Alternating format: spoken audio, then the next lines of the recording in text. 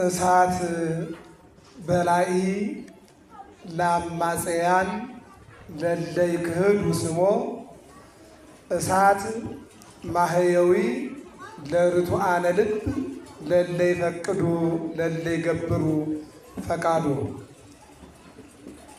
የእግዚአብሔርን ፈቃድ ለሚያደርጉ እሳት አዳኝ ነው። እሳት ማህየዊ ለርቱዓነ ልብ ለለይ ገብሩ ፈቃዱ። የእግዚአብሔርን ፈቃድ ለሚያደርጉ እሳት አዳኝ ነው። በስመ አብ ወወልድ ወመንፈስ ቅዱስ አሐዱ አምላክ አሜን። ክቡራን የዚህ ታላቅ ቤተ መቅደስ የስብከተ ወንጌል መምህራን፣ የሰንበት ትምህርት ቤት ወጣቶች፣ በዝማሬ ያገለገልከን ወንድማችን፣ አረጋውያን አባቶቻችን፣ እንዲሁም እናቶቻችን፣ ወጣቶች እንዲሁም ሕፃናት በእግዚአብሔር ስም እንደምን ዋላችሁ? እንደምን አመሻችሁ? እንኳን አደረሳችሁ። እስኪ አመስግኑት እግዚአብሔርን ያደረሳችሁ። እንግዲህ አሁን ሰዓቱ እጃችሁ ላይ ነው ያለው። ትምህርታችን የሚወስነው በዚህ በኩል እየጠቆረ እየመጣ ያለው አየር ካቆየን ለአንድ 5 ደቂቃ እንማማራለን። እሱ ከመጣ ደግሞ እንደ ምሕረቱ እናያለን። ምክንያቱም ቀኑን ሙሉ በተለያዩ አብያተ ክርስቲያናት ሆነን እንዲመጣ የለመኑ ዛሬ ደግሞ ያለ ስቃቄ ወይም መሳቀቅ አገልግሎታችንን እንድናከናውን እንዲውል የጠየቅነው ዝናብ ቢመጣ ጊዜውና ሰዓቱ ስለሆነ ለምነን ያመጣ ነው እንጂ ለምኖ የመጣ ስላይደለ፣ ይልቁንም ከተማ እንኳን እብድና ዝናብ ከተማ ላይ አይጠፋም። ወደ ገጠሩ አካባቢ ሂዶ እንዲዘንብና የአባቶቻችን የእናቶቻችን እንባ እንዲያብስልን የእግዚአብሔር አምላካችን መልካም ፈቃዱ ይሁንልን። አጭር ሰዓት ነው፣ ክረምት ስለሆነ ርዕሴን እንግዲህ እስኪ ሁላችሁም ተናገሩ። የእግዚአብሔርን በሉ ፍቃድ ለሚያደርጉ እሳት መድኃኒት ነው። ስለ ቃሉ እግዚአብሔር የተመሰገነ ይሁን።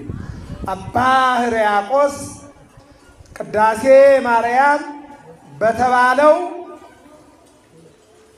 በምንወደው በቀጣዩ በፍልሰታ 16 ቀን ሙሉ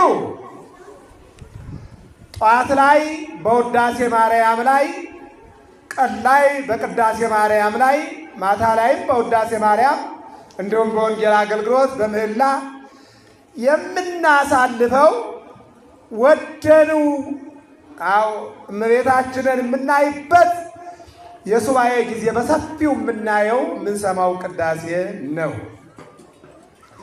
ያው ሁልጊዜ ስለምንሰማው ላናስተውለው እንችላለን።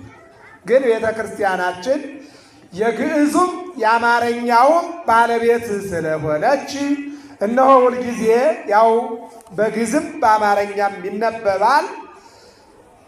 3 አይነት ትርጉም አለው። አንደኛ ቅዳሴ ጸሎት ነው። ምንድን ነው? ቅዳሴ ጸሎት ነው። ግን ትገርሙኛላችሁ። በተለይ እኛ ጋር ደግሞ ይገርማል። እየሰማችሁ ነው አይደል? ቅዳሴ ጸሎት ነው፣ ያውም የማህበር ጸሎት። በጸሎት ላይ ጸሎት መዝገብ ከፍተን የምንጸልይ ሰዎች አለን። በምኑ ላይ? በቅዳሴው ላይ ማለት ነው። ቅዳሴ እየተቀደሰ ከእኛም ከእናንተም ሁላችን ያይደለን የተወሰኑ ሰዎች በቅዳሴው ላይ መዝገብ አውጠን እንጸልያለን። ግን እግዚአብሔር የትኛውን ይቀበል? እየሰማችሁ ነው አይደል? ምክንያቱም የኛ የግል ነው። እዚያ ጋር ያለነው በማህበር ነው፣ እየጸለይን ያለነው ግን የግል ጸሎት ነው። ወቅቱ ግን የማህበር ጸሎት ነው። የማህበሩ ጸሎት ደግሞ ስጋውና ደሙ ሕፃናትም ወጣቶችም ካህናቱም የሚቀበሉበት ጊዜ ስለሆነ ከግል ጸሎት የትኛው ይበልጣል ማለት ነው? ቅዳሴው ይበልጣል። አመስግኖት እግዚአብሔር እሱ ይበልጣል ማለት ነው። አዎ ይህን ካየን እንግዲህ ስለዚህ ቅዳሴ የመጀመሪያው ቁጥር 14ቱ ቅዳሴ የመጀመሪያው ጸሎት ነው። ጸሎት ማለት ደግሞ ከእግዚአብሔር ጋር መነጋገር ነው። ከማን ጋር? ከእግዚአብሔር ጋር ተናብቦ ምስለ እግዚአብሔር። ጸሎት ማለት ከእግዚአብሔር ጋር መነጋገር ነውና ቅዳሴ ማለት ጸሎት ነው። ለግል መጠበቂያ፣ ለቤት መጠበቂያ፣ ለሀገር መጠበቂያ፣ ለዝናብ ማምጫ፣ ለቡቃያ ማብቀያ፣ ለበረዶ መጠበቂያ፣ ለነፋስ መጠበቂያ፣ ለማዕበል መጠበቂያ ነው። እናንተ በር አካባቢ አደገኛ አጥር የሚባል የኤሌክትሪክ ሲስተም አለ። ዝቅ ብሎ ደግሞ እዚያ አጥሩ አካባቢ ላይ ወረቀት አለ። ምን ይላል? የውሻ ስዕል ታስሩና አደገኛ ውሻ አለ ትላላችሁ። ደግሞ ዝቅ ብሎ ደግሞ አንድ ወረቀት አለ፣ አደገኛ ጥበቃ አለ ትላላችሁ፣ ወዘተ። ከዚህ ሁሉ ግን የቅዳሴ ጸሎት ይበልጣል። አመስግኑት መድኃኔዓለም። ከዚህ ሁሉ የቅዳሴ ጸሎት ይበልጣል። አንደኛው ይሄ ነው። ሁለተኛው ቅዳሴ ትምህርት ነው። ምንድን ነው? ትምህርት ነው። ኦ ማርያም በእንተዝን አፈቅረኪ ወነአብየኪ እስመ ወለድኪ ለነ መብልዐ ጽድቅ ዘበአማን። በልተነው የማይጎድል ጠጥተነው የማይጠፋ ለብሰነው የማይቀዘቅዝ፣ አዎ እነሆ ተመርኩዘነው የማይሰበር ዘላለም ጠባቂ፣ ዘላለም ምግብ፣ ዘላለም መጠጥ አባ ጊዮርጊስ ዘጋስጫ በሰዓታቱ ላይ አሁን ይለናል። ኢየሱስ ክርስቶስ ጡመ ስም ለዘይጼጎ አምኖ ለሚጠራው መድኃኔዓለም ለሚለው ኢየሱስ ለሚለው አማኑኤል ለሚለው አቤት ሲጣፍጥ ማርና ዳቦ ተቀላቅሎ ከምትበሉ ኢየሱስ ብትሉ ይጥማል። እስኪ አመስግኑት ይህንን አምላክ። ይጥማል። ጡመ ስም ለዘይጼጎ ይልና ህብስተ ሕይወት ለዘይበሎ አምኖ ለሚበላው የዘላለም ምግብ ነው። የእኛማ ታዲያ 6 ሰዓት በልተን አሁን ባዶ አይደለም። ያውም እንደው ሳትዋሹ መክሰስን በልቶ የመጣ ሰው አለ። እየሰማችሁ ነው አይደል? አዎ መክሰስ በልተን የመጣን ሰዎች አለን። ምሳው ጎሎ ማለት ነው። ኢየሱስ ክርስቶስ ግን ዘላለማዊ ምግብ ነው። እንዲሁም ዘላለማዊ መጠጥ ነው። እንዲሁም ዘላለማዊ ልብስ ነው። እንዲሁም ዘላለማዊ ምርኩዝ ነው። የማይሰበር የማይታጠፍ ሁልጊዜ የሚሰማና የእኛ ልብስ የድንግል ማርያም ልጅ መድኃኔዓለም ነው። ክብርና ምስጋና ለስሙ ይሁን። እሱ ነው ማለት ነው። ስለዚህ ትምህርት ነው የምላችሁ ለዚህ ነው። ትምህርት ነው። አንደኛው ቅዳሴ ጸሎት ነው። ሁለተኛው ትምህርት ነው። ሦስተኛው ደግሞ ቅዳሴ እነሆ ተስፋ ነው። ምንድን ነው? ተስፋ ነው። ምንድን ነው ተስፋ? አበይት ነቢያት፣ ደቂቀ ነቢያት የክርስቶስን መወለድ ተስፋ አድርገው ሱባኤ የቆጠሩ 16ቱ የጽሑፍ ነቢያት፣ 12 ደቂቀ ነቢያት፣ 4 አበይት ነቢያት፣ 16ቱ የጽሑፍ ነቢያት፣ 15 የቃል ነቢያት፣ 31 ነቢያት ሁለት አይነትም ይተናገሩ። አንደኛው አምላክ ከድንግል ይወለዳል አሉ። እስኪ ንገሩ ምን አሉ? አንዱ ይሄ ነው። ሁለተኛው ድንግሏ ደግሞ ፈጣሪዋን ትወልደዋለች። እስኪ ንገሩ ምን አልኳችሁ? ድንግሏ ፈጣሪዋን ትወልደዋለች። ይህንን ሁሉም አብርሃም ብትሉት አንቲዩቱ ገራይት ሲል፣ ሙሴ ብትሉት እጸጳጦስ ሲል፣ ኖህ ብትሉት ግበር ታቦተ ሲል፣ እሺ ወደ እነ ዳዊት ስንመጣ ስምሃርያ እግዚአብሔር ለጽዮን ሲል፣ ወደ እነ ኢሳይያስ ስንመጣ ድንግል በድንግልና ትወልዳለች። ወደ እነ ኤርምያስ ስንመጣ እነሆ ከድንግል ይወለዳል። 12ቱን ሐዋርያት ይጠራል። አዲስ ኪዳንን ይመሰርታል። ወደ እነ ሕዝቅኤል ስንመጣ የተዘጋ በር አየሁ፣ ቀይ ጎልማሳ ገባ። ወጣ ገባ ማለት ተጸነሰ ነው። ወጣ ማለት ተወለደ ነው። ሌሎቹም ነቢያት የተናገሩት የድንግልን አምላኳን ፈጣሪዋን መውለድ የፈጣሪ ከድንግል መወለዱንም ተናገሩ። ተስፋ ነው። ቅዱስ ያሬድ ተፈጸመ ተስፋ አበው በማርያም ድንግል ወበቀራንዮ ተተክለ መድኃኒት መስቀል። የአበው ተስፋ የድንግል ማርያም እነሆ አንድም የመድኃኔዓለም መወለድ በድንግል ማርያም ተጠናቀቀ። ክብርና ምስጋና ለድንግል ማርያም ነው። ተጠናቀቀ ይላል። በቃ አሁንስ ያለው ተስፋ የሐዋርያት ተስፋ የነቢያት ተስፋ ያ ከሆነ የኛ ተስፋ እነሆ ጸልየን፣ እነሆ አስቀድሰን፣ እነሆ ወንጌል ተምረን፣ እነሆ ጸበል ጠጥተን፣ እነሆ መስቀል ተባርከን፣ እነሆ ንስሐ ገብተን፣ እነሆ ሥጋውና ደሙን ተቀብለን መንግሥተ ሰማያት እንወርሳለን። እየሰማችሁ ነው አይደል? ለዚህ እኮ ነው ጧት የተማራችሁት ጥብቅ የምንፈጽም ገድለነ ከመንራይ ገጾ ለአምላክነ። እናቴ ሆይ ጨክኝ የአምላካችን ፊት እንድናየው ይህንን የነደደ እሳት የፈርሃ ነበልባለ እሳት አዎ ዘይወፅእ እቶን ከጋኑ የሚወጣውን እሳት አልፈራውም፣ የሚፈላውን ውሃ አልፈራውም። አሕዛነ ሙዳ ዘይማን እናቱን የሃይማኖት ሕጸት የሥጋ ፍርሃት ቢገጥማት የ3 ዓመቱ ሕፃን ለልማዱ እናት ነበረች ልጇን ወደ ቤተ ክርስቲያን ይዛ የምትመጣ። ልጇ ግን ወደ መንግሥተ ሰማያት ይዟት ገባ። እስኪ አመስግኑት መድኃኒዓለም። ልጇ የእኛ ልጆች እናንተን እየጎተቱ ወደ ሱቅ ነው። የቅድስት ኢየሉጣ ልጅ ግን እናቱን እየጎተተ ወደ ፈላ ውሃ ነው። እምነት ጥሩ ነውና የፈላ ውሃ ቀዘቀዘላቸው። ክብርና ምስጋና ለመድኃኒዓለም ነው። ስለዚህ ቅዳሴ ተስፋ ነው፣ የማያሳፍር ተስፋ። የዮሐንስ ወንጌል ምዕራፍ 6 ቁጥር 56 ላይ ሥጋዬን የበላ ደሜን የጠጣ ከኔ ጋር ይኖራል፣ እኔም ከእርሱ ጋር እኖራለሁ። ማቴዎስ 7:7 ጎድጉሉ ወይትራው ለክሙ፣ እነሆ አንኳኩ ይከፈትላችኋል፣ ሰአሉ ወይትወሀበክሙ፣ ለምኑ ይሰጣችኋል። አንኳኩቶ ያልተከፈተለት ለምኑ ያልተሰጠው ማን አለ ይልና እናንተ እንድታንኳኩ ቢፈቀድላችሁ አላንኳኳችሁም። ሥጋን እንብላ ደምን እንጠጣ ንስሐ እንግባ ካንተ ጋር እንጉን እንኖር ከእኛ ጋር እደር መሽቷልና ብላችሁ ልትጠይቁ ስላልቻላችሁ አለ ዮሐንስ ወንጌላዊ ራእይ 3 ላይ እነሆ እኔ በደጅ ቆሜ አንኳኳለሁ አለ። አያችሁ እናንተ የሀብታም ቤትና ወደ አሜሪካ የአረብ እምሬት ኤምባሲ ሄዳችሁ ታንኳኳላችሁ። የአውሮፓ የጣሊያን የእንግሊዝ ኤምባሲ ፓስፖርት። እኔ ባለፈው እንዳጋጣሚ ለማደስ ሂጄ አንድ ቦታ ላይ ወደ 4 አካባቢ ይመስለኛል አሁን ተከፋፍሏልና ማይከሉ ወደ 4 አካባቢ እና ከአንድ ቦታ ብቻ ያየሁት እኔ ለማደስ ነው የሄድኩት። እየሰማችሁ ነው አይደል? እኛ ደግሞ ያው ጅቡቲም ኬንያም ወደ ውጭም ስለምንንቀሳቀስበት ነው እንጂ መቼም ለጥገኝነት አይደለም። እየሰማችሁ ነው አይደል? እና ሳየው በአንዱ ቦታ ብቻ ያለውን ህዝብ እንግዲህ በ4 ስናየውማ ኢትዮጵያ ላይ የሚያድር አይመስልም። የሁሉ የኤምባሲ አዳሪ ነው ማለት ነው። እየሰማችሁ ነው አይደል? ኢትዮጵያ ላይ መቀመጥ የሚፈልግ የለም ማለት ነው። እየሰማችሁ ነው? አዎ በእውነት በኢትዮጵያ እንድንኖር እግዚአብሔር ይፍቀድልን። አሜን በሉ። አዎ ቅዱሳን ግን እንዲህ አይደሉም። አዎ እንዲህ አይደሉም። ተስፋቸው እግዚአብሔር ነው። ስለዚህ እናንተ አላንኳኳችሁም። የምታንኳኩ ሌላ ኤምባሲ ነው። የምታንኳኩ የሀብታም ደጅ ነው። የምታንኳኩ የባለስልጣን ደጅ ነው። የምታንኳኩ ሌላ ነው። እኔ መጥቻ አንኳኳሁኝ፣ የሚከፍትልኝ ቢኖር እኔ ከእርሱ ጋር እርሱ ከኔ ጋር ይበላል፣ መንግሥቴን ይወርሳል አለ። እስኪ አመስግኑት የኔን አምላክ። ይሄን አለን። አዎ ስለዚህ በቅዳሴው ላይ እንዲህ ይላል፣ እሳት በላዕለ አማጽያን ለእለ ይክህዱ ስሞ፣ ስሙን ለሚክዱ እግዚአብሔርን ለማያከብሩ። አዎ እነሆ እሳት በላተኛ ነው፣ ይጠብሳል፣ ያቃጥላል፣ ክሰል ያደርጋል።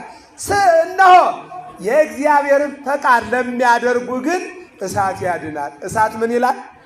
እሳት ያድናል። እስኪ አንድ ነገር ላሳያችሁና አጠር ስለሚል 20 ዓለማት አሉ። ስንት ዓለማት አሉ? 20 ዓለማት አሉ። ከላይ 7 ዓለማት አሉ። አሁን እሱን ሁሉ አልቆጥርም። የምቆጥረው ወደታች ያለው ብቻ ነው። የምፈልገው እሳት እንዴት ነው?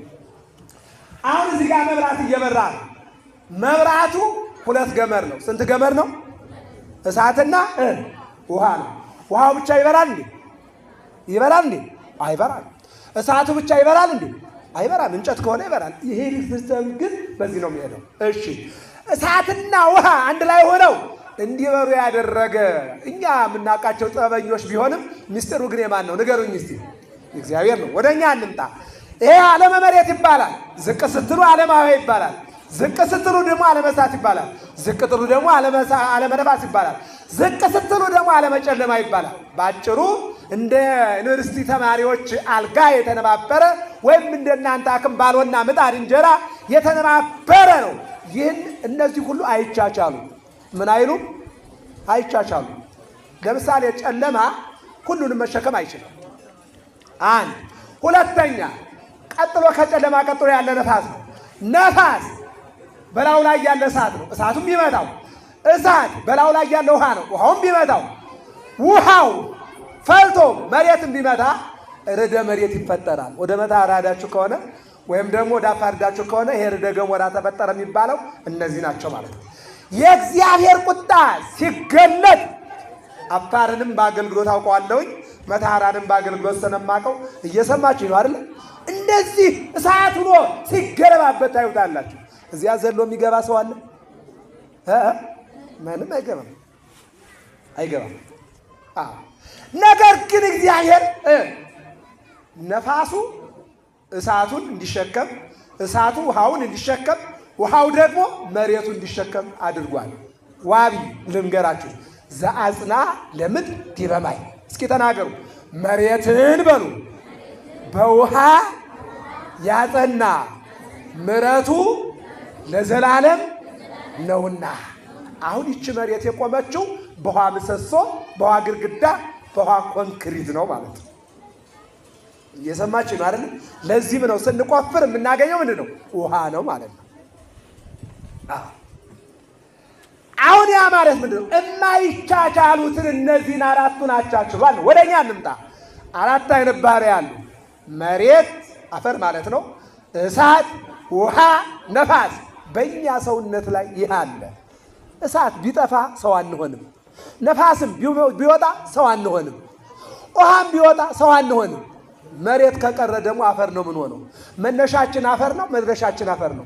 ስለዚህ በእኛ ሰውነት ላይ አራቱ ተገናኝተው ስጋ እንዲሆኑ ነባቢት የምትናገር ለባዊት የምታስተውል ሕያዊት ዘላለማዊት ይችን ነፍስ አመጣና ሰው ያደረገን መድኃኒዓለም እስኪ አመስግኖት ይልኝ ጌታያት እንዲህ አድርጎ ነው የፈጠረን። የማይቻቻሉ ነገሮች ተቻችለው እኛ እየኖርን ባል ሚስቱን መቻል አቅቶት አንቺ ሴትዮ ትከሻይ ላይ ወረድ ከብደሽኛል ይላል። ሚስትም ባሏን አንተ ሰውዬ ከኔ ላይ አትወርድም እንዴ ትላለች። ግን በእውነት እኛ እንዲያው ተሸካክመናል። አንዱ አንዱን ይሸከማል። እናት እንኳን ትንሽ ያዝላ ረባክ ልጄ ትንሽ ደከመኝ አሳርፈኝ ትላለች። አሳርፉኝ ያላለኛን የተሸከመ መድኃኒዓለም ብቻ ነው። እስኪ አመስግኖት ይልኛል። እሱ ብቻ ነው እኛን የተሸከመ። ስለዚህ የማይቻቻሉትን አሁን በአጭሩ እሳት መድኃኒት ነው ማለት የኛ ሰውነት ከእሳት ጋር አብሮ የሚኖር ነው። እሳት ከሌለ እኛ የለንም ማለት ነው። እየሰማችሁ ነው አይደል? ያ ብቻም አይደለም። እሳት ምግብ ነው። ምንድን ነው እንዴ? በእሳት የበሰለ አይደል እንዴ ምን በለው አይደለም እንዴ? አዎ በእሳት የበሰለ እኮ ነው ምን በለው። መድኃኒት እኮ ነው። እሺ እሳት ላመኑት መድኃኒት ነው፣ ላላመኑት ደግሞ እሳት አቃጣይ ነው። ኦሪት ዘጸአት ምዕራፍ 3 ቁጥር 6 ላይ ሙሴ አማኝ ነው፣ የዋህ ነው። በግ ሲጠብቅ ወደ ሲና ተራራ ሲመለከት እሳትና ቅጠል አየ። ወይ ጉድ አለ። ቅጠሉ እሳቱን አላጠፋው፣ እሳቱ ቅጠሉን አልበላው። ሰው መቻቻል አቅቶታል፣ ቅጠልና እሳት ግን ተቻችለዋል አለ። እሳት የተባለ መለኮት ነው፣ ቅጠል የተባለች ድንግል ማርያም ናት። ክብርና ምስጋና ለእናታችን ለድንግል ማርያም። አየ ተቻችሎ አያችሁ። እዚህ ትንቢተ ኢሳይያስ ምዕራፍ 43 ቁጥር 2 ላይ እንዲህ ይላል፣ በውሃ ውስጥ ባለፍክ ጊዜ ካንተ ጋር ነኝ። ሶስት ነገሮች ናቸው እነዚህ። ጠቅሼ ደህና ደሩ እላችኋለሁ። እስኪ ንገሩኝ። በውሃ ውስጥ በሉ ባለፍክ ጊዜ ካንተ ጋር ነኝ። ሙሴን እናቱ 3 ወር በቤቷ ታቅፋ አዝላ አጠባችና ፈርዖን ወንድ ልጅ ገደሉ አዋጅ አሳውጆ ስለነበረ ከዚህ በኋላ አላዳንኩም ማለችና በደንገል አድርጋ ወስዳ ወንዝ ውስጥ ቄጠማ ላይ ጣለችው። በውሃ ውስጥ ባለፍክ ጊዜ ካንተ ጋር ነኝ። እናትህ በጣለች ጊዜ ካንተ ጋር ነኝ። የሚገርም እኔ ጋር ናቸው አይደለ? እናቱ ወድ አይደለም፣ ከአቅሟ በላይ ሆኖ ነው። ከአቅሟ በላይ ሆኖ ቅዱስ ጴጥሮስ በአንደኛ መልእክቱ ምዕራፍ 5 ቁጥር 6 ላይ የሚያስጨንቃችሁን ለእግዚአብሔር ተውት ይላል። ለማን ተውት? በቃ አንተ እግዚአብሔር ካሳደግከው አሳድገው ካዳንከው ምክንያት ፈልግለትን ያልችልም እኔም እሱም ከምንሞት በቃ ምን ማድረግ አልችልም አለችና ወስዳ ቄጠማ ስር አስቀመጠችው።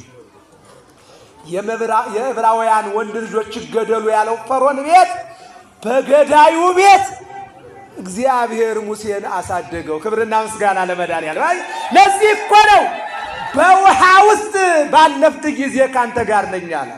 እስኪ ሰኔ ሚካኤል ለውሰዳችሁ።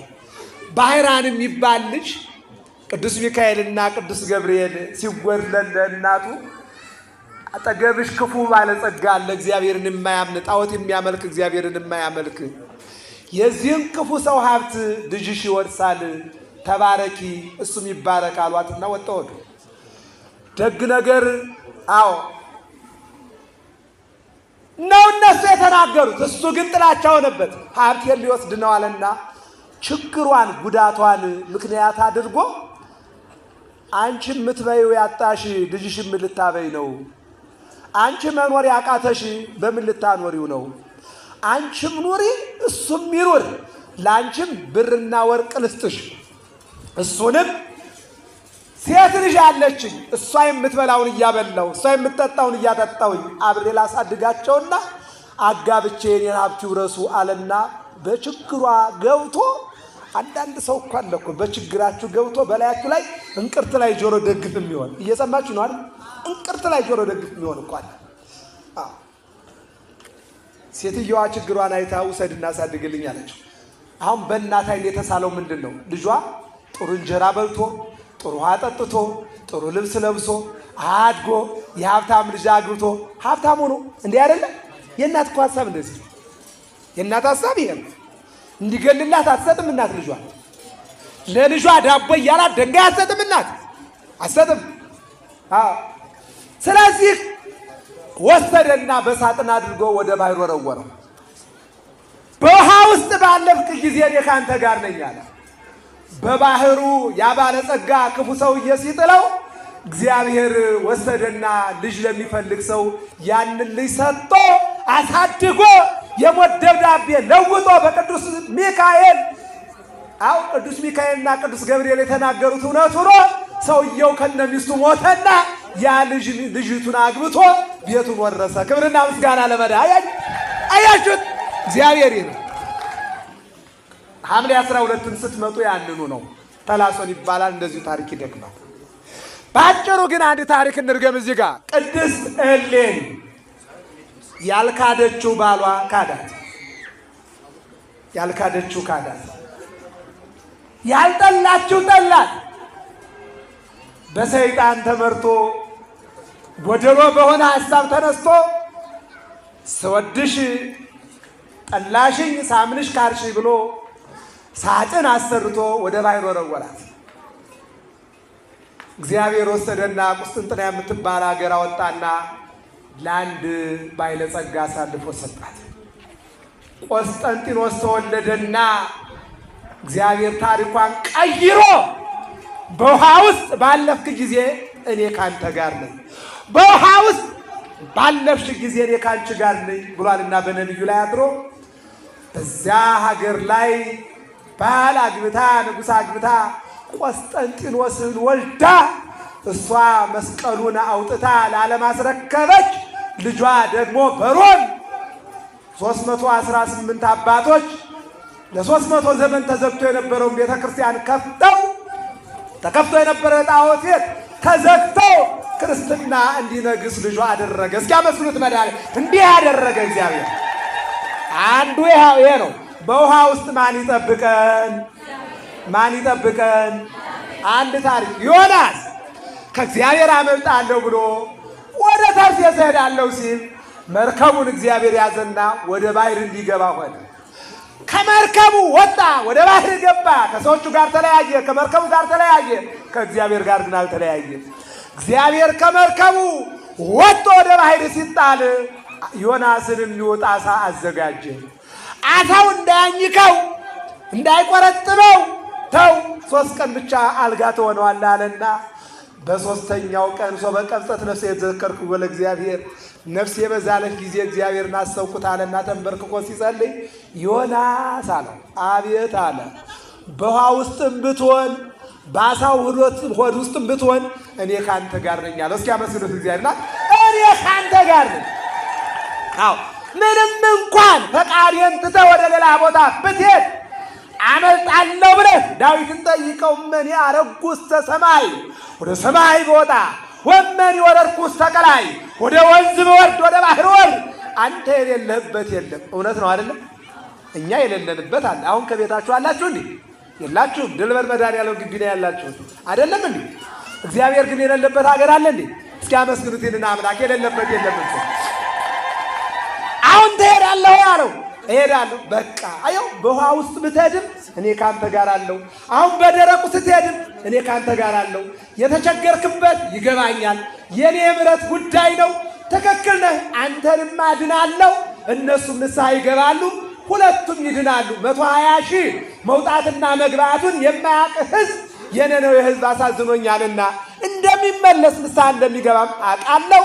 እሳቱን ለሕይወት አደርግለታለሁ፣ አንተም ትድናለህ አለ። እንደተባለውም ሂዶ ጾሙ ጸልዩ እስከ 3 ቀን ነው ትጠፋላችሁ ሲላቸው ጾሙ ጸለዩ። እሳቱ መጣና ማብሰያ ሆናቸው። ከተማቸው አልጠፋም። እሱም ደግሞ አዎ ቃሌን ጠብቀሃል ተብሎ ነቢይነቱ ተከበረለት። ክብርና ምስጋና ለመድኃኒዓለም። ይህን ይለናል። አንዱ ነው። ሁለተኛው በወንዞች ውስጥ ባለፍ ጊዜ አልሰጠምም ዮናስ። ሌላኛው እነሆ አዎ በእሳት ውስጥ በሄድክ ጊዜ አትቃጠልም። እስኪ ተናገሩ። በእሳቱ ውስጥ በሉ በሄድክ ጊዜ አትቃጠልም። ኢሳይያስ 43:3 አናንያ አዛርያ ሚሳኤል ትንቢተ ዳንኤል ምዕራፍ 3 እኔ የማመልከውን አምላክ አምልኩ። አናመልክም። ሀሎ ንጉሥነ ወሀሎ አምላክነ። በሰማይ አምላካችን ንጉሳችን እግዚአብሔር አለ። በዝናብ አብቅሎ በፀሐይ አብስሎ ክረምትና በጋን የሚያፈራርቅ መዝራትን በማጨድ ቀንን በሌሊት ሞትን በሕይወት ማጣትን በማግኘት የሚያፈራርቅ ዘፍጥረት ምዕራፍ 8:22 ላይ ለኖህ መዝራትና ማጨድ ቀንና ሌሊት ክረምትና በጋ ብርሃንና ጨለማ እስከ ዓለም ፍጻሜ ይፈራረቃል ብሎ ቃል የገባ እግዚአብሔር አለ። እሱን ነው የምናመልከው፣ ለእሱ ነው የምንሰግደው። እሳቱ ይነዳል፣ ወደ እሳቱ ትጣላላችሁ፣ ማን ያድናችኋል አለ። የምናመልከው አምላክ እግዚአብሔር ያድነናል። ባያድነን እንኳን ለጣዖት አንሰግድም አሉ። ይልቁንም አሉ 600 ሺህ እስራኤላውያን ወገኖቻችን አባቶቻችን የኤርትራን ባህር ግራና ቀኝ ከፍሎ ደቂቀ እስራኤል አደው በእግር ድሃዎቹ በእግር እንዲሻገሩ ያደረገ ፈረሰኛውን ወደ ባህር የከተተ እግዚአብሔር አምላክ እኛን ያድነናል አሉ። ከዚህ በኋላ የሚያምኑት ያድናቸዋልና እጅና እግራቸውን በገመድ አሳስሮ ወደ እሳት ሲወረውራቸው የወረወሯቸው በእሳት ሲበሉ፣ ሦስቱ ግን ምንድን ነበር ያለው? በእሳት ውስጥ አለ። ልብ አድርጉ።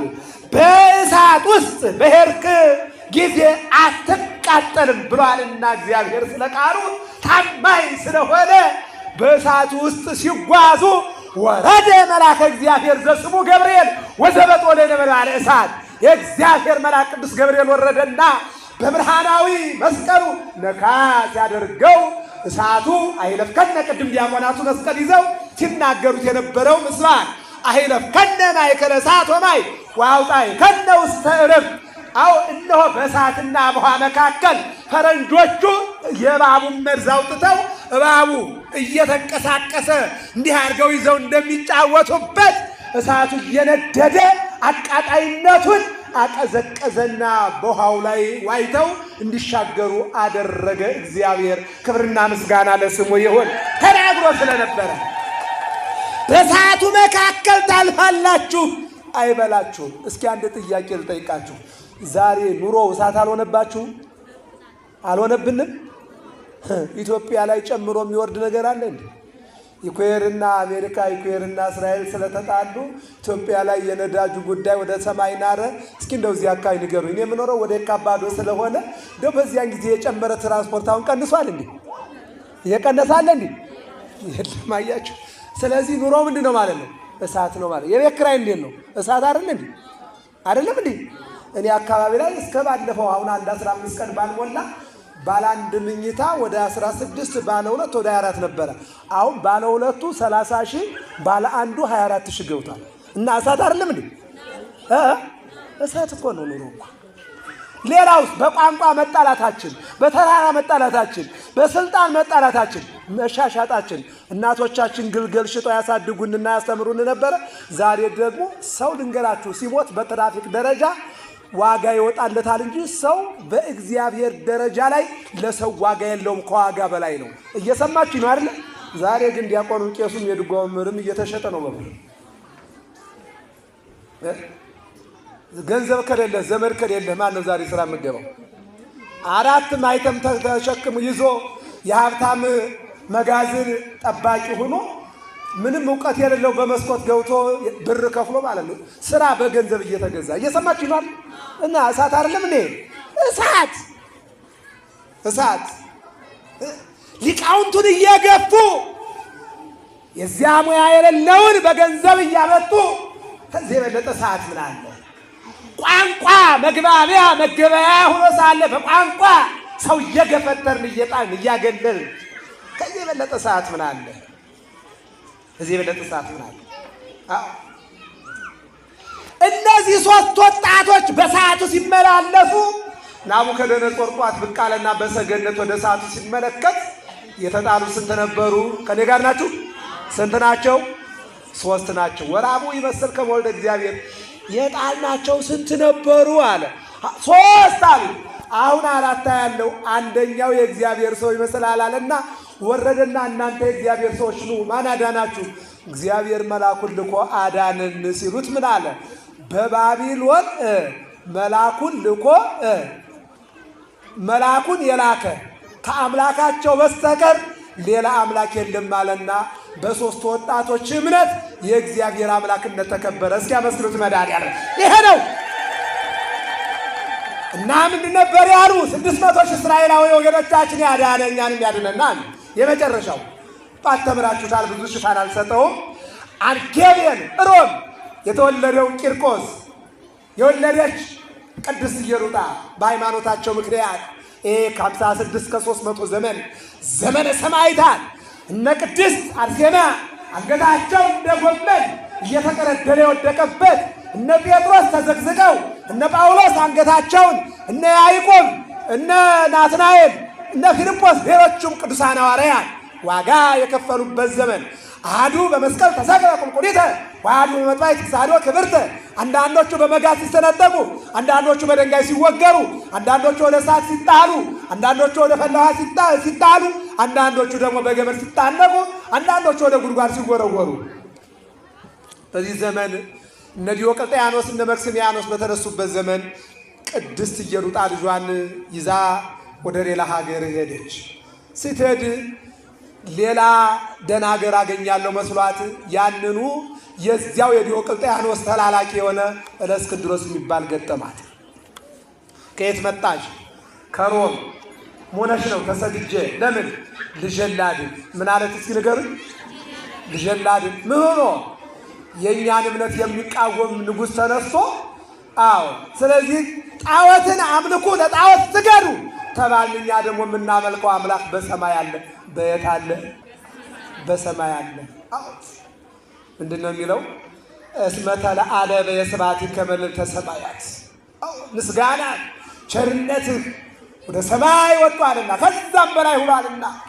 ማፈ ደቂቆ ሕፃናት አስተዳሎ ከስብሐተ። ከሕፃናት አንደበት ምስጋና ለራስህ አዘጋጀህ። የማቴዎስ ወንጌል 11:25 ከጥበበኞችና ከአስተዋዮች ሰውረህ ለሕፃናት ስለገለጥከው እናመሰግናለን። ለጣዖት አሁንም ትሰግጃለሽ አላት። አልሰግድም። መስገድ ይሰገዳል አይሰገድም? ሕፃን ልጅ አለ፣ እሱን ጥራና ጠይቀው አለች። ቂርቆስ መጣና ተጠየቀ። ማን ነው ስምህ? እናቴ ጊዜያዊ ስም ቂርቆስ ትለኛለች፣ ነገር ግን ስሜ ግን ዘላለማዊው ክርስቲያን እባላለሁ አለ። ምን አለ? እስኪ ንገሩኝ። ምን እባላለሁኝ? ክርስቲያን። የዘላለም ስሜ ክርስቲያን ነው አለ። የዘላለም ስሜ ማን ነው? ክርስቲያን ነው አለ። ማንም ታመልካለህ? አንተንም እኔንም የፈጠረ እግዚአብሔርን። አሁን ላቆምኩት ምስል ትሰግዳለህ? ንግስና እሰጥሃለሁ፣ ወርቅ አለብስሃለሁ፣ እሾምሃለሁ አለ። አይ ወርቁንም ሹመቱንም ለአንተ አድርገው፣ እኔንም አንተንም ለፈጠረ አምላክ ነው የምሰግደው። ወአንሰ ይሰግድ ለአማልክቲከ ርኩሳን ዘይክሉ አድኅኖ ነፍሶሙ። ራሳቸውን ማዳን ለማይችሉ አጵሎን፣ ዳጎን፣ አስታሮት፣ ሞሎክ ለሚባሉ አልሰግድም። ይልቁንም ዳዊትን ጠይቀዋል። ማንን ጠይቀው? መዝሙር 97 ቁጥር 5 ላይ አዎ ይታፈሩ ኩሎሙ እለ ይሰግዱ ለጉልፎ፣ ለጣዖት የሚሰግዱ ለአጵሎን፣ ለዳጎን፣ ለበዓል፣ ለሞሎክ፣ ለአስታሮት የሚሰግዱ ይፈሩ። ወእለ ይትመክሑ በአማልክቲሆሙ፣ በአማልክቶቻቸው የሚመኩ፣ በስልጣናቸው የሚመኩ፣ በሀብታቸው የሚመኩ፣ በጊዜ የሚመኩ ይፈሩ ይመለሱ።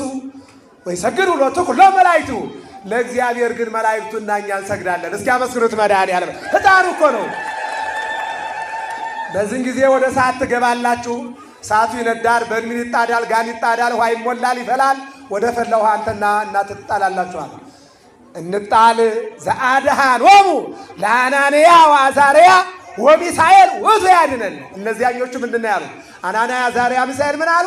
600 ሺህ አባቶቻችን ያዳነ እግዚአብሔር ያድነና አለ። ቂርቆስ ደግሞ ምን አለ? አናንያ፣ አዛርያ፣ ሚሳኤልን ያዳነ እግዚአብሔር እኛንም ያድነናል። ለራ መስክሩት እናንተ የ3 ዓመት አለ። እንደተባለውም ተናደደና ንጉሡ ወስዳቸው ወረዷቸው አለ። ወደ ፈላ ውሃ ሲወረወሩ ቅዱስ ገብርኤል የሚቀድመው የሌለ አዎ ገብርኤል። እስኪ እጃችሁን ከፍ አድርጉት፣ ከፍ አድርጉት። ትንቢተ ዳንኤል ምዕራፍ 9 ላይ ቅዱስ በሉ ገብርኤል እየበረረ መጣ። እስኪ እናንተ በሉ መጥቶ ምን አደረገ? የፈላውን ውሃ አቀዘቀዘው። አመስግኑት ይህንን መልአክ እናንተ። አቀዘቀዘው። ዳንኤል እየበረረ መጣ አለ። የእስክንድሮስ ወታደሮች ቢሮጡ ቅዱስ ገብርኤልን አይቀድሙትም። ማራቶን ሯጮችም ቅዱስ ገብርኤልን አይቀድሙትም። እየሰማችሁ ነው አይደል? ማንም ሯጭ አዎ ይቀድም ሩጫቶሙ ነፋሳት፣ ሩጫቸው ከነፋስ ይበልጣልና እነሱን የሚቀድም የለም፣ መላእክቱን የሚቀድም የለም። አዎ በዚህን ጊዜ ነው ወደ ፈላ ውሃ ሲገቡ ወኮነ ሎሙ ከመ ማይ ቆር። በተለይ እዚህ አካባቢ መንጦጦ ውሃማ ጧት ላይ አይታሰብም። እየሰማችሁ ነው አይደል? በረዶ አይደል? እንደዚያ ሆነላቸው። አመስግኑት መድኃኒዓለም። እንደዚያ ሆነላቸው። ቅዱስ ያሬድ በጸሎቱ ለቅዱስ ቂርቆስ ወጻማይ ሙስተ ጽሕርት ወኮነ ጥምቀተ ለአግብርተ እግዚአብሔር። ሰዓት በላይ ለአማጽያን ለናቡከደነፆር ወታደሮች ሰዓት በላተኛ ሆነ። ለእስክንድሮስ ወታደሮች ሰዓት በላተኛ ሆነ። ለመናፍቃን ሰዓት በላተኛ ሆነ። ለአማኞች ግን እሳቱ ያ የፈላው ልብ አድርጉ፣ ጋኑ ወደ እሳትነት ተቀይሯል። ውሃነቱን ለቆ እየተቆራረጠ ወደ ላይ እየዘለለ ነው ያለው። የ6 ወር መንገድ ይሰማ ነበር ይላል ቅኔ ቤት። ድምፃ ለጽሕርት ከመነጎድጓደ ክረምት ይላል ደግሞ። አዎ ድጓ እንደ ክረምት ነጎድጓድ ጮኻል አለ። ከዚህ በኋላ ሲገቡ በቅዱስ ቂርቆስ ጸሎት እነሆ ያ የፈላ ውሃ ቀዘቀዘላቸውና ጥምቀት ሆነላቸው። ክብርና ምስጋና ለመድኃኒዓለም ነው። አሁን ተናደደ እንደገና የመጨረሻ። ከኔ ጋር ናችሁ አይደለ? እግዚአብሔር ከሁላችን ጋር ይሁን። በዚህ ሲናደድ ሚስማር አቀረበ። ምን ይገርማል! ሰው ለሰው ሚስማር ቢያቀርብ አይገርምም። የሚያስገርመውና የሚያስደንቀው ግን ሶአመ ይሰቅልዎ አይሁድ ለእግዚእነ፣ ጌታን አይሁድ በሰቀሉት ጊዜ ይላል ቅዱስ ያሬድ ሚካኤል አድመመ። ቅዱስ ሚካኤል እንዳላየና እንደማያውቅ ዝም አለ። ወገብርኤል ተደመ። ቅዱስ ገብርኤልም እንዳላየ እንዳልሰማ ተደነቀ። ፍጡር ፈጣሪውን ሚስማር ይዞ ግንባሩ ላይ በመዶሻ ሲመታ፣ ሚስማር አይደለም የተቆረጠ ፌሮ ነው ይህንን የሚያክል። ፍጡር ፈጣሪውን የተቆረጠ ፌሮ ደረቱ ላይ ሲመታ ደረቱ ሲተነጣጠቅ፣ ፍጡር ፈጣሪውን እነ እጆቹ እናንተ እጅ ላይ ያለው ቀለበት ነው ወይም ሰዓት ነው። መድኃኒዓለም እጅ ላይ ያለው ግን ሚስማር ነው። ፍጡር ፈጣሪውን እኛ እግር ላይ ያለው ቁጥር ያለው ጫማ ነው። መድኃኒዓለም እግር ላይ ያለው ግን ሚስማር ነው። ይናደረገ። ታዲያ ቅዱስ ጴጥሮስ ምን አለ? የማቴዎስ ወንጌል 26 ላይ በእርጥቡ ላይ ይህን ያክል ካነደዱ በደረቁ ላይማ እንዴት ያነዳሉ አለ። ለዚያ እኮ ነው 3 ጊዜ አላውቀውም ብሎ የካደ። ወዶ መስሏችሁ ነው? አንዳንድ ጊዜ እኮ መከራ ልጅን ያስበላል እኮ። እየሰማችሁ ነው አይደል? ሁለተኛ ነገሥት ምዕራፍ 4 ይኸው እናት ልጇን በልታለች እኮ። በስነ ተፈጥሮ ልጇን የምትበላ አንዲት ነፍሳት አለች አይደል? ማናት እሷ? ድመት አይደለች? ድመት ልጇን ትበላለች። እናት ልጇን በልታለች። በረሃብ ምክንያት መከራ አያድርስባችሁ መድኃኒዓለም። እንድጨርሰው ትምህርት አሁን ልብ አድርጉ። ከፈላ ውሃ በቀዝቃዛ ተጠምቀው ሲወጡ እናትና ልጅን አቀረበና አፍንጫቸው ላይ፣ ጆሮአቸው ላይ፣ ዓይናቸው ላይ፣ ደረታቸው ላይ የቅድስት ኢየሩጣ ቂርቆስ የጠባውን 2 ጡት በሚስማር በመዶሻ እየሰማችሁ ነው። የሰው ክፋት እንደ ሰው መልካምም የለው፣ እንደ ሰው መልካምም የለም። እግዚአብሔርን ስናይ እንደ ሰው ክፉ የለም። አጋንንትን ስናይ እየሰማችሁ ነው አይደል? አዎ ልብ አድርጉት። ይህንን አለፈና ምን አላምላኩን ይቤሎ ሕፃን ለግዚኡ ዘመጠነ ዝገር ለተጋድል አይኔ በሚስማር ተወግቶ ጆሮዬ በሚስማር ጉትቻ አይደለም። አንዳንድ ወንዶች አሁን ካላችሁ እንግዲህ አላየም እዚህ ጋር የሴት ጉትቻ አድርጎ የሚጓዝ አንዳንድ ወንድ አለ። ይገርመኛል። ምን ሴት መሆን ፈልጎ ወይስ ምን እንደሆነ አይገባኝም። እየሰማ